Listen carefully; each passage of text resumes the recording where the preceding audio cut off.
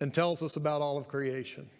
Now, honestly, he goes into chapter 2 and talks a little bit about certain aspects of it, but for the most part, he takes one chapter and goes through creation.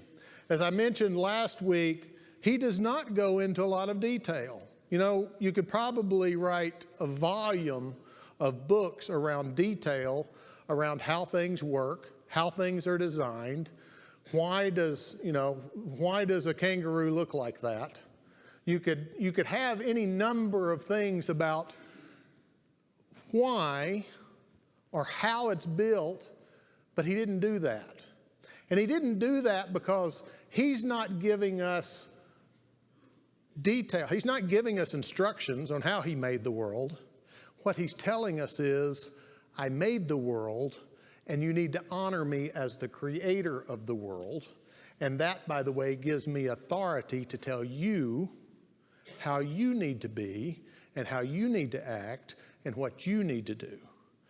And so he establishes himself as the sovereign Lord of creator of all things in the first chapter of Genesis. Of course, we need to start our study of Genesis with something from Psalms.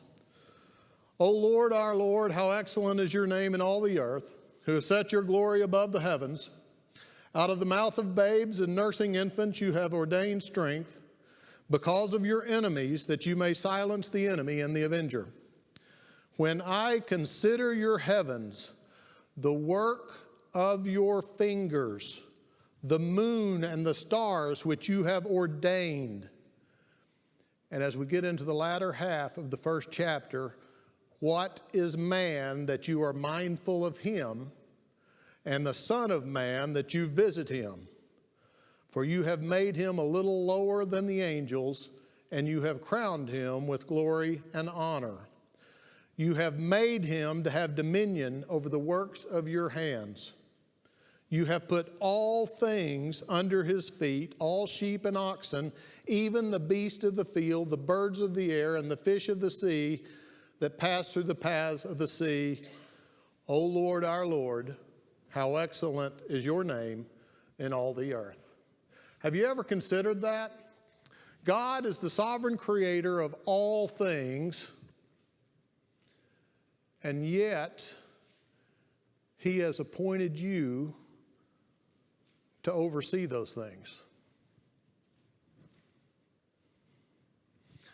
Man was made a little lower than the angels. You have been appointed, and if you think about what Adam was placed, what was Adam's vocation? What was Adam's job when he was placed on earth? What was his job? To keep up with the earth. All the animals keep up with the earth. In fact, we'll talk about it later in the chapter. He was placed here to have dominion over the earth. Tonight we're going to talk about creation in some detail, but only in the detail as outlined in Scripture. Again, I mentioned last week, this is not a class on apologetics. I'm not going to try to reconcile God's plan with man's plan, because man's plan is inherently flawed. There's no way to do that, because man's plan is based on assumption and speculation and things that we know nothing about, where God's plan is based on the divine creator. So I'm not trying to reconcile the two. So we're going to talk about God's plan for creation. Hopefully you can see it better than I can. Last week we talked about, in Genesis 1:1, the very first statement, God created, in the beginning, God created the heavens and the earth. I mentioned last week that was almost a topic heading. That was almost the chapter 1 heading, to say that God created the heavens and the earth. There's another way that you can look at that, and both ways work, and they're not mutually exclusive. So you can look at this in a different way if you want to, and I tend to look at it both ways a little bit. Do we have any handymen in here? Anybody in here handy? Like to do projects around? I see some say, what? Word will get around? No, I'm not handy. They might ask me to do something. Hamp, I know you're handy. Or at least I assume you are. What's the very first thing that you do when you get ready to do a project? Okay, good. What's the next thing you do? You mean start to build something? Yeah. Foundation. You've got to get your stuff together, right? You got to have materials. If you're going to start a project, now, if you're like me, I'll get all my stuff together. I make a trip to Lowe's. Okay, I got to make the trip to Lowe's, get everything together. I'm getting there, dear. I know what you're saying. I got to get my stuff together for Lowe's, from Lowe's. So I make the trip. I get all my stuff together. I start my project. 10 minutes into the project, I go back to Lowe's because I didn't get everything that I needed. And then I work on it some more. I get back. And, you know, there have been days that I have made 5 trips to Lowe's on the same project. And because, unlike Hamp, I probably didn't have my plan together as well as I should have. But if you look at Genesis 1:1, in the beginning, God created the heavens and the earth. You could look at it from the standpoint that everything following in Genesis 1:1 is God's account of creating the heavens and the earth. But I tend to look at Genesis 1:1 from the standpoint of God's getting his materials together. He created his materials. Look at Hebrews 11:3. Hebrews 11:3. By faith, we understand that the worlds were prepared by the word of God, so that what is seen was not made out of things which are visible. The world was not created from things that are visible. God spoke those things into existence. In the beginning, so think blank canvas. And God said, creating the heavens and the earth. Because in the very next verse, what does it say? And the earth was without form and void or empty. So he starts blank canvas. He says, create heavens and earth. And now we have raw materials. And those raw materials are earth was without form and void. And what else? There was darkness. We had darkness all over everything. So right off the bat, God creates his raw materials. Earth, heaven, darkness is inherent. The earth was without form and void, and darkness was on the face of the deep. And the Spirit of God was hovering over the face of the waters. So I believe that in the first 2 verses of chapter 1, he's creating his raw materials. What evidence do I have other than what I've quoted? I don't. I'm not trying to reconcile God, but that's what I believe. Because we've been told that God created from that which was not visible. Any questions, thoughts you have? We talked a little bit about this last week too, about the symmetry of creation. I don't know, many of you may have, as part of when you were growing up, did you have to memorize the days of creation? Have you memorized the days of creation? I'm not going to call anybody out. This is not a test. I just wondered because, we tend to do that in Bible class. If you went to Bible class as a kid, that tends to be one of the things that you memorize over time, is the days of creation. And I found it interesting to think in terms of this because this way you don't have to remember all of them. You can remember the first 3 and then you can kind of tie back to the next 3.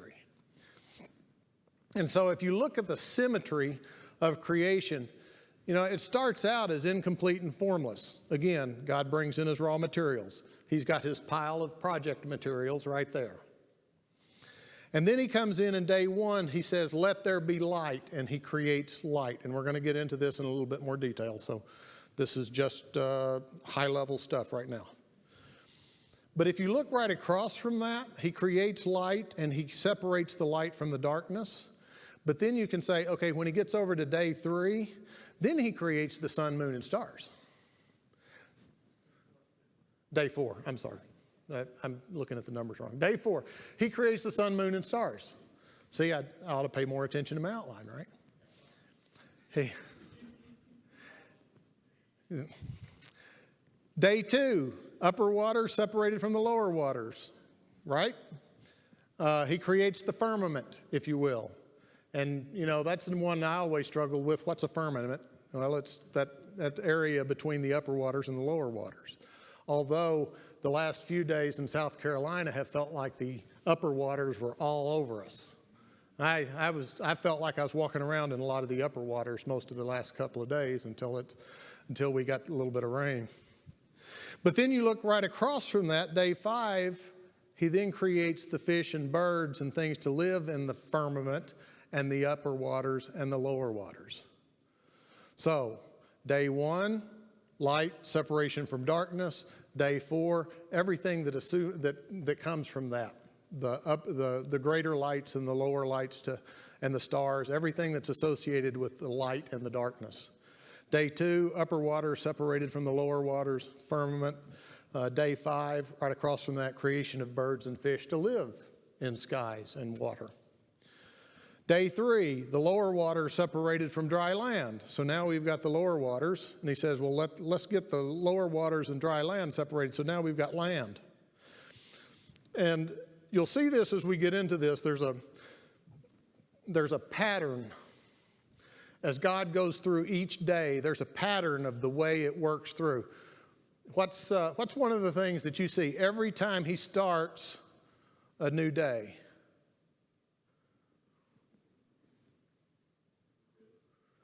That's as he ends each day, right? As he ends each day, God saw that it was good. And God said, every time he starts a new day, then God said, every single time. And you'll see that as we walk through the individual days. But on the 3rd day, he separates the lower waters and separates it from the dry land, and then he creates vegetation. And day 3 is one of those days where you kind of have a split day, where he kind of, and we'll deal with that in a minute.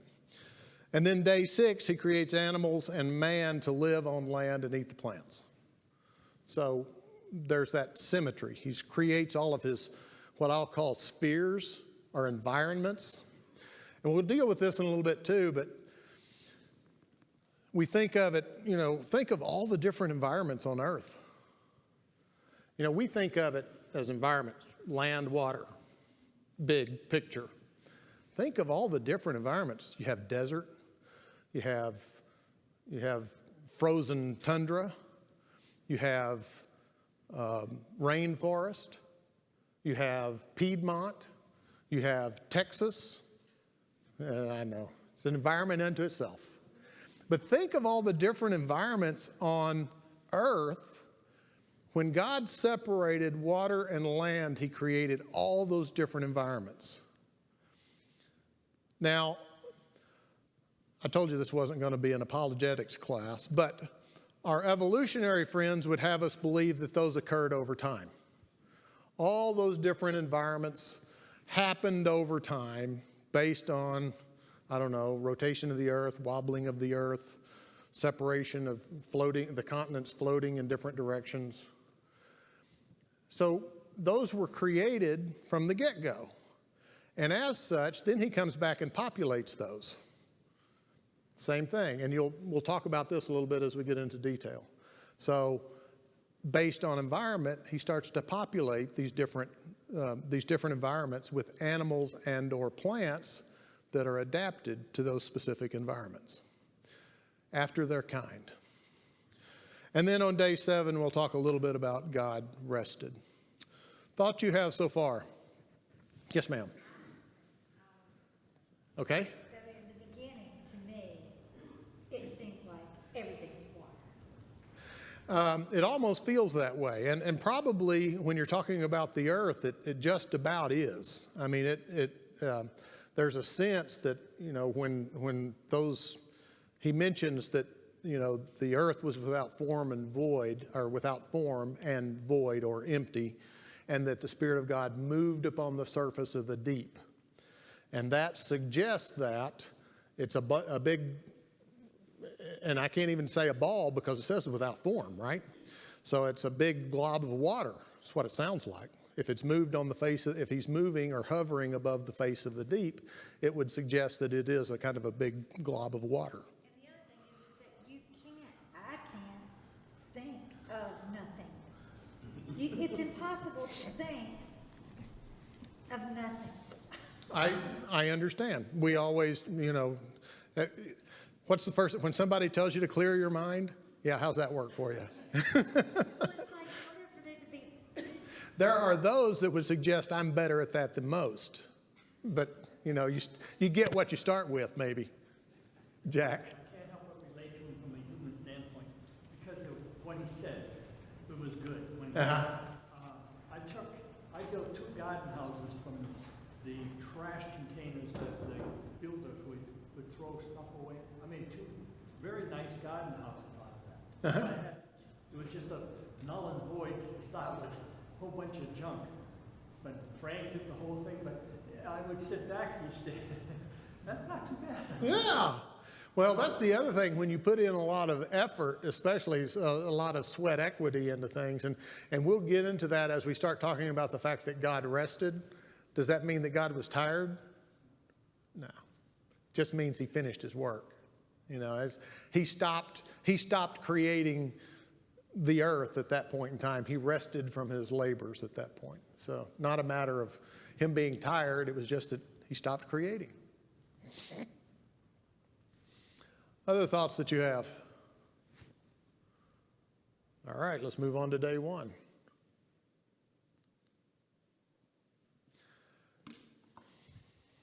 I mentioned that there's a pattern to every day that we deal with.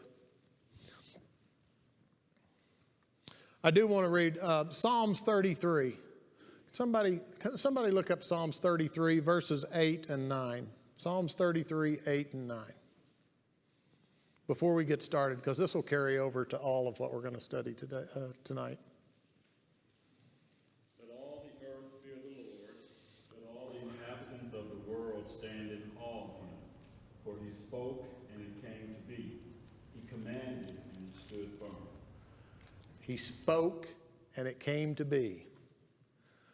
Unlike my projects, which requires, or Jack's project, where he's pulling stuff out of a dumpster and building a garden house, or my projects where I'm making multiple trips to Lowe's, how did God create? He spoke. He spoke, and it was done. Whenever we start thinking that we are equal to God, try building a garden house and do it by only speaking. And what also stands out to me here is that it said, let all the inhabitants of the world stand in awe. I tend to think that man has lost that awe of God in the sense we lived so many years and so used to being he was no longer in awe. This wasn't here. Well, there is that, and the fact that we have gotten, my dad used to use this term quite a bit, we have gotten too big for our britches, in that we have gotten so smart that we've developed our theory on how things were done, and as a result, we no longer fear the Creator because we deny that there was a Creator. We treat all of life like that. That's exactly right. Color TV first came out. You said, oh, color TV. Yeah. Yeah. It's not color TV now, it's streaming TV. No telling what it's going to be like now next. So I wanted to point out this pattern. You're going to see this pattern as we walk through all the days of creation. But the very first thing that you'll see, and we mentioned this, there's the introduction. And at the beginning of each day of creation, you will find something along the lines of God said. On day 1, chapter 1, verse 3, it says, then God said. And that's the introduction to that day, and it happens all 6 days. Then God said. And after that, you'll have a divine command. It begins as, then God said, and then it's, what did he say? What did he do? What was the purpose? And then it says, in this case, the divine command was, let there be light. So he starts with an introduction. Then God said, a command, let there be light, and then a status report. Well, what happened after that? And according to this, there was light. God said, let there be light, and there was light. And you will see this pattern throughout all 6 days. And then, as Tommy pointed out earlier, there was an evaluation that it was good. God saw that it was good. God divided the light from the day, and then called it day, and he divided the darkness and called it night. So you'll also see through a lot of this that God will name different parts of his creation as he works through. That's where we get the names of things. God divided the light, day, from the darkness. And then there's a time stamp on it. So he goes through, he says, there's an introduction, God said. There's a divine command. There's a status. And at the end, there's a time stamp. And he says, and the morning and the evening were the first day. What does that imply to you, time-wise? That's why I don't understand when people say that, it could have been millions of years or thousands of years that it took, he clearly says that the morning and the evening were the first day. Well, it works out. If the morning was 500,000 years and the evening was 500,000 years, that's where you get your millions of years, right? I don't know how that works, because the morning and the evening were the first day. It would imply a 24-hour period, right? That would be how the early inhabitants, the people that would be reading this or that would be hearing this, how would they have interpreted the morning and the evening were the first day? Oh, I'm sure that means 1,000,000 years. No, that's not what they would have interpreted. They would not have said, oh, I'm sure that morning and evening means 1,000,000 years. No, they would have said it's about a 24-hour period, right? So we went from morning, daylight, to evening, dusk, or when the sun goes down. So it's not even 24 hours. Morning and the evening were the first day, day one. Thoughts that you have about day one? Remember, if you look at the symmetry, all he's done at this point is created light and separated from the darkness, day one. So as the scripture says, it was evening and morning being the first day, and we see that in Jewish history too, that the day would start in the evening. That's right. That's right. When you see the time, it was like the 6th hour or whatever like that. That kind of thing. That's how they measured time. Yep. And then watches came along. And what I think in the New Testament, when you see under the New Covenant, and you just have Mary going to the tomb in the morning, then you start to see the day being morning and evening. Well, and you also start to see some more divisions around hours, about the 9th hour, about the 3rd hour. They have a certain division around timing then based on the sun. So, all right, day 2. Remember, let's follow this through. Here's that pattern again. 1:6, then God said. So you know you're about to begin another day, probably when he says, then God said. And then there was a divine command. Let there be a firmament in the midst of the waters, and let it divide the waters from the waters. I good? Oh, I'm good. Okay. And then you get your status report, verse 1:7, and it was so. God said, let's divide the waters from the waters. Let's put a firmament out there. And then the status report. And it was so. And then an evaluation. This is one where you don't have, at this point in time, you don't have, and it was good. But it does talk about, thus God made the firmament, and he divided the waters that were under the firmament from the waters that were above the firmament. It tells you what he did. He doesn't, at this point in time, say, he doesn't do an evaluation per se, but this is the only time he doesn't do an evaluation.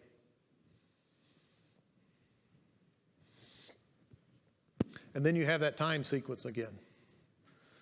And the morning and the evening and the morning were the second day. Verse 8. Thoughts you have. Again, if you remember our symmetry, he's creating an environment here. First, he creates the heavens and our light and darkness. He hasn't created the heavens yet. He created light and darkness. The second day, today, he's created the firmament. So he separated the waters that are below on the earth from the waters that are above in the clouds. So the firmament. And then the third day, again, we start with the same pattern. Then God said, verse 9, the divine command, let waters under the heavens be gathered together in one place and let the dry land appear. And then the status report, verse 9, and it was so. And then we go back to our evaluation, and God saw that it was good. And God called the dry land earth, and the gathering together of the waters he called seas. Once again, he names what he's done here. But through the first 3 days, he's created 3 environments. He's created light and darkness. He's created a firmament, or waters above the earth and waters on the earth, and separated them with a firmament. And on day 3, he's created waters on the earth and dry land. And now he's about to put vegetation on dry land. Yes, sir. So when Jesus said, "Peace be still," I could see, the disciples hearkening back to when God created the universe, and he spoke it, and he had command over the elements. And they said that. They said, who is this guy who actually can command nature? Sure. Right? Because he's God. Well, and because he built it. Right. Yeah, he knows what buttons to push, so to speak. And He spoke to the creation, and creation obeyed him. that's right. Well, think back to Joshua praying to God for during the battle, say, I need a little longer time. So God made the sun stand still. I can see calming a storm, fairly local, regionalized, making the sun stand still. That's going to really mess with a bunch of the astronomers. Wait a minute. It did. Again, if you're the creator of these things and you understand how these things work, and you can do things like that, calm the storm, stop the sun, how much more, folks, does God understand what's going on in my life? And how does, his plan for me, how do I make sure that his plan for me is what I try to live out in my life? That's one of the reasons I often refer to the Bible as an instruction manual. It is our instruction manual here on earth. Because God created us, because God made us, and he knows each one of us intimately,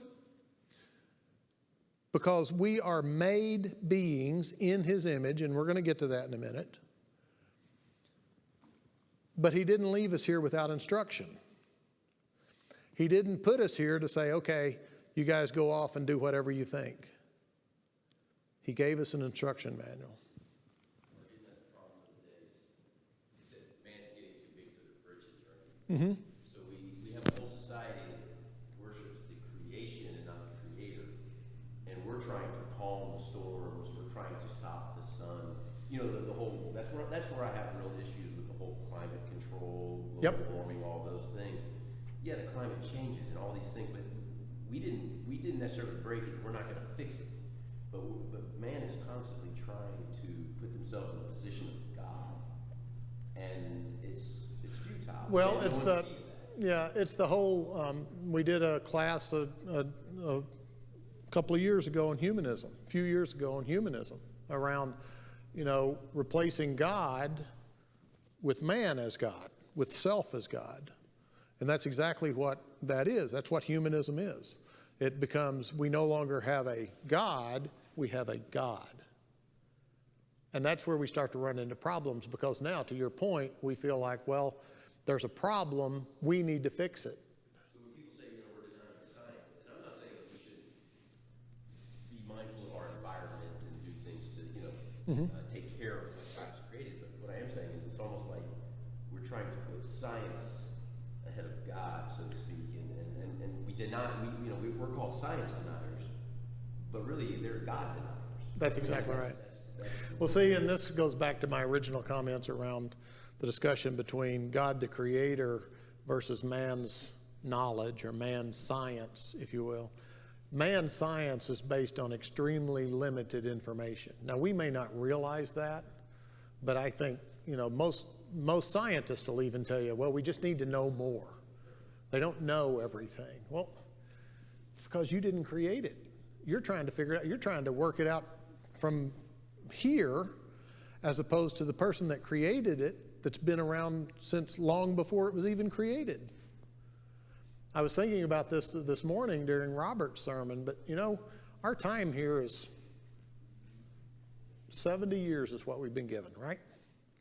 And if you think, even in the context of the age of the earth, and let's just say that for grins and to make it easy, let's say the earth has been around 7,000 years.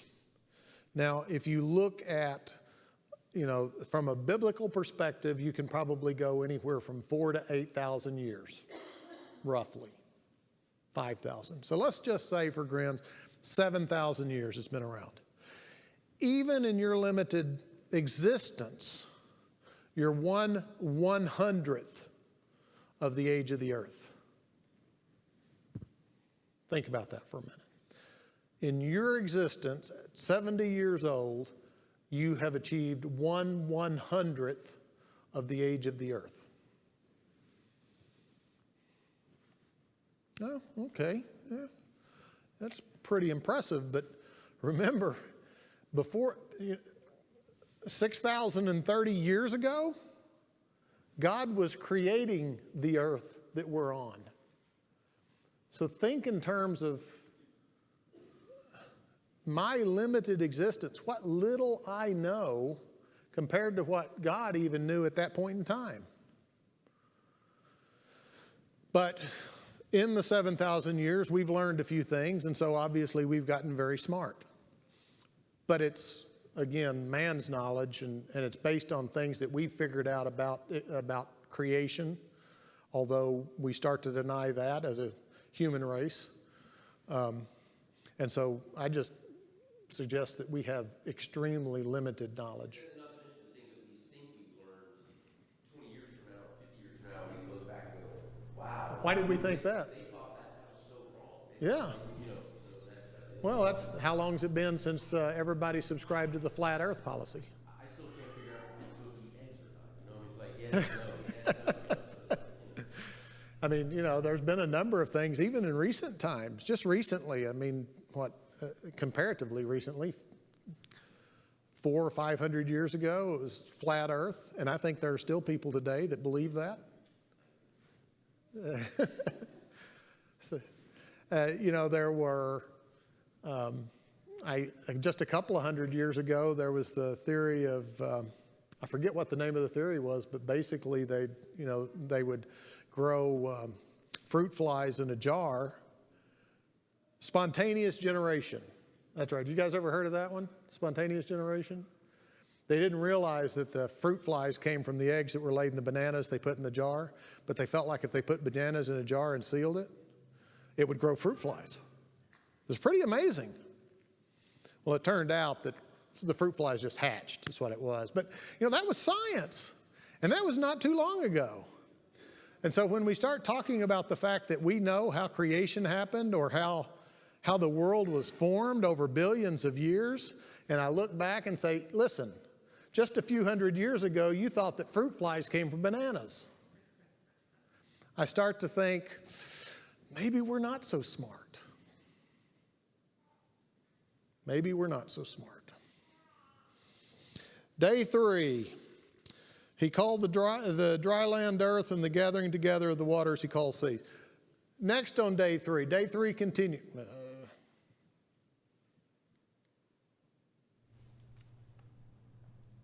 Hang on, I think, there we go. There we go. Day 3 continued. This is one of the few times that he goes on to the next one, where it's still day 3, but he goes on to kind of a different phase, and he recreates this same series within the same day. So, introduction, 1:11, God said, then God said, the divine command, let the earth bring forth grass, the herb that yields seed, and the fruit tree that yields fruit according to its kind. Status report, again, verse 11, and it was so. God said, let's do this, and then you hear a status report, and it was so. It happened. Then it was created. And then the evaluation, and God saw it was good. And the earth brought forth grass, the herb that yields seed, according to its kind, and the tree that yields fruit, whose seed is in itself, according to its kind. And we touched on this a little bit earlier, but that according to its kind, you know, we tend to say, well, you can't have an apple tree that brings forth oranges. But I think part of that has to do, again, with, you know, we get caught up in this theory of evolution. Well, over millions of years, we went from this to this to this. It's amazing that, you know, we're always at the top of that evolutionary food chain, right? Well, I want to know, why were we the only ones that made it to the top of the evolutionary food chain? If the humans are at the top of the evolutionary food chain, and evolution would suggest that what you do is you move up the evolutionary food chain based on your need for survival. Why were we the only ones that made it up here? Why aren't monkeys up here too? And you know, we've got a house cat that's fairly smart. I think she ought to be up here. Because if it was an evolutionary thing, wouldn't all animals have evolved to that top layer? My question about that was, why did it stop? According to that, it hasn't stopped. It's just that we haven't gotten old enough to see it progress to the next level. In other words, they're saying that we're still evolving. But it will take another million years to us to evolve to a point that I guess that we can see. That would be the suggestion. Do what? Well, maybe we'll evolve to the point that we'll live longer. I don't know. Beyond the 70 that we're allotted. But I want to say, from according to its kind, we talk about the evolution process creates specific adaptations to environment, etc. I believe that those adaptations to environment were created. So when you start talking about, well, they started here and they figured out that they needed to survive, they needed this to survive, God created them with those traits to be able to survive after its kind. After its kind. And again, I told you I wasn't going to get into apologetics, but those that I have heard that are very good at that discussion will tell you that mutations are almost always harmful. They're bad. They're backwards. Mutations are not a good thing. You do not evolve. Mutations tend to devolve. Yes? Two things. Number one, I think that they would have figured out that fruit fly banana thing if they read that verse. But also, when I was at Harding, I was a biology major, we had to take a class, and one of the things we discussed was the whole theory of evolution. But one thing that we learned was that there is some harmony between not the evolution of we crawled out of the Right. blood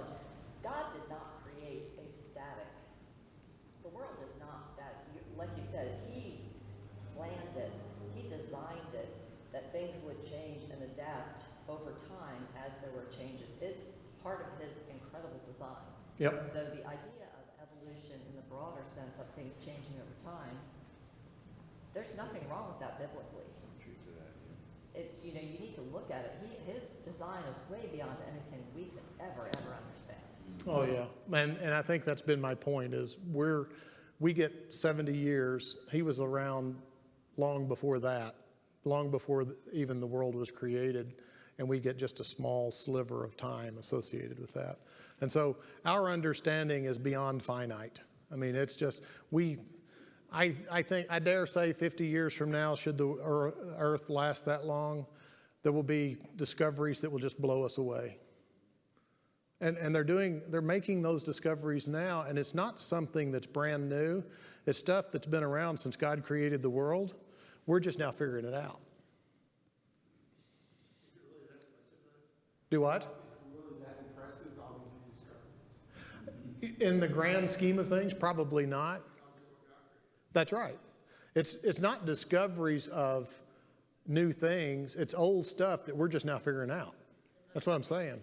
I mean, they're still finding new species. They're finding things in the bottom of the ocean that they had no idea existed. Well, God created them. Is it in Proverbs that says there's nothing new under the sun? It's Ecclesiastes. Ecclesiastes, yeah. The preacher says there's nothing new under the sun. I've tried everything and there's nothing new under the sun. All right, I got the 5-minute sign a little while ago, guys. I'm sorry. I think I'm late. I may have to finish this up later. That was day 3 continued. So we got plants. We got as far as plants, right? Yep. After their kind. Day 4, again, the introduction. Then God said, divine command, let there be light. So remember, this ties back to day 1, where he created the light and the darkness. And now he creates the sun, moon, and stars to rule the day and rule the night. Let there be lights in the firmament of the heavens to divide the day from the night. Let them be for lights in the firmament of the heavens to give light on the earth. And then our status on verse 15, and it was so. And then the evaluation, God saw that it was good. And then again, the time sequence, evening and morning were the 4th day. 1:19. Folks, I have gone over my time. I will wrap this up next week, and then we'll also get into chapter 2. I hate to divide up creation into 2 days. God did it in 6. I can barely cover it in 2, so we'll get it next week. Thank you all for your time.